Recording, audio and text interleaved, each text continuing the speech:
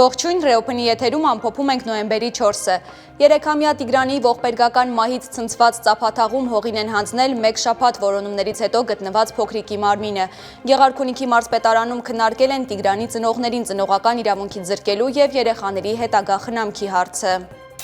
Ղազախական ցորենը հասավ Հայաստան, հայտնում են ադրբեջանական լրատվականները։ 15 վագոնից բաղկացած գնացքը, որը տեղափոխում էր 1048 տոննա ցորեն, Ռուսաստանից Ադրբեջանի եւ Վրաստանի տարածքով հասել է Հայաստանի Դալարիկ կայարան, որտեղ նախատեսված է դրա բեռնաթափումը։ Վարչապետ Նիկոլ Փաշինյանը մեկնաբանել է Ալիևի հայտարարությունը, որում Ադրբեջանի նախագահը Սևան Ալիջը գյոյչա էր կոչում։ Փաշինյանն ասել է, թե պատմության հետ պետք է զգույշ լինենք ու ապագային նայենք։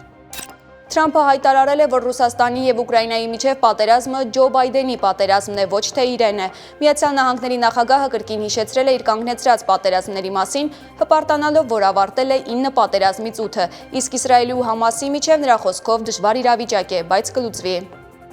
Այս խաղաղասիրական հայտարարությունների ֆոնին Միացյալ Նահանգները շարունակում է հարվածային ուժեր կուտակել Վենեսուելայի ափերի մոտ։ Բազմաթիվ լրատվամիջոցների եւ Պենտագոնի տվյալներով Միացյալ Նահանգները պատրաստվում է ռազմական բախման Վենեսուելայի հետ։ 13-ամյա հայ շախմատիստ Տիգրան Համբարձումյանը հռչակվել է Եվրոպայի պատանիների եւ աղջիկների առաջնության կայծակնային շախմատի բաց մրցաշարի հաղթող։ Տիգրանը 9 հնարավոր միավորից վաստակել է 8-ը։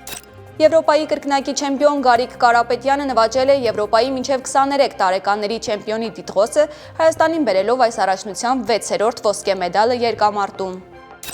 Այսօրվա նորություններին ավելի մանրամասն կարող եք ծանոթանալ հետևելով մեր լրատվական թողարկումներին։ Ես Մերի Դանիելյանն եմ, ցտեսություն։